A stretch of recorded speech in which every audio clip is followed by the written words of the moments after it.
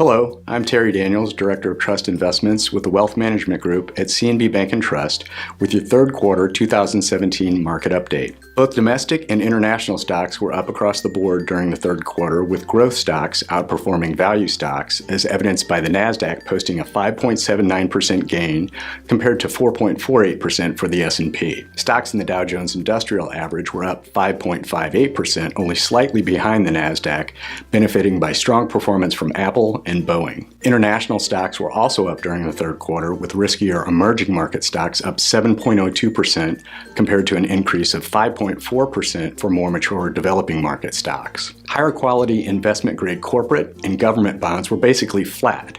Junk bonds were up 2.02% for the third quarter as investors took on more risk in search of higher yields. The yield on 10-year U.S. Treasuries was also flat as investors remained skeptical of the Fed's ability to raise interest rates too quickly this year. Gold finished up 4.8% for the third quarter due to continued weakness in the U.S. dollar. As we mentioned, interest rates are at historical lows, as illustrated by this graph from Yahoo Finance of the 10-year Treasury yield dating back as far as 1969. This has led investors to take on more risk by shifting to stocks, resulting in double-digit increases for the S&P 500 year-to-date, as shown by this graph from Yahoo Finance. The double-digit outperformance for stocks compared to bonds so far this year has not been limited to U.S. equities, as this table illustrates, with both emerging market and developing market stocks outperforming the S&P 500 year-to-date. While the strong year-to-date performance for stocks compared to bonds has been welcome news for equity investors, we remain concerned that stock prices are not adequately reflecting risk that could lead to a market pullback in the near term. Specifically, we feel stocks are not reflecting the potential negative impact of higher interest rates, lack of meaningful tax reform,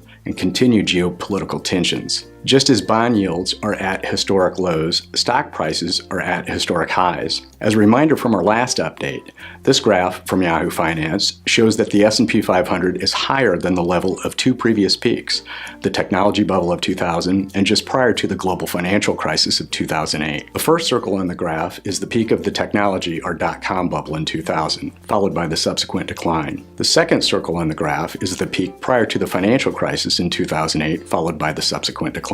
And the last circle on the graph shows where the S&P is currently and how far it has climbed on continued investor expectations that taxes will be lower, interest rates won't increase, and the market faces no fundamental risk. So in summary, low bond yields have led investors to shift to stocks, making valuations expensive. The S&P is higher versus previous peaks. On a valuation basis, the current price-to-earnings ratio of 25.4 is higher than its historical average of 15.7. We believe investor expectations may be too optimistic regarding taxes and growth, making stocks vulnerable to a near-term pullback. And it's important for investors to remember that the price you pay for any asset, whether it's a car, a house, or a stock, will determine what kind of future return you might expect. This chart from MarketWatch and Getty Images illustrates that future returns from the stock market are lower as the current level of the market is higher, all things equal. So what should investors do now? We recommend that investors stick to the basics.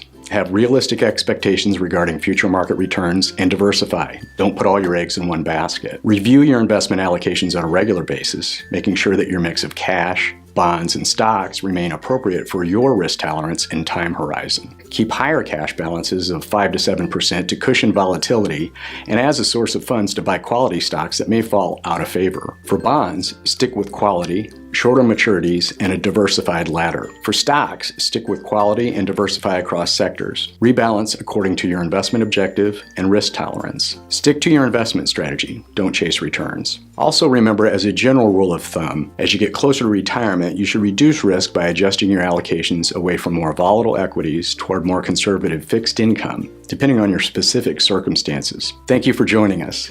If your portfolio has become imbalanced due to recent market activity or your needs have changed, please contact a member of CNB's Wealth Management Group to schedule a review of your portfolio and discuss suggested actions.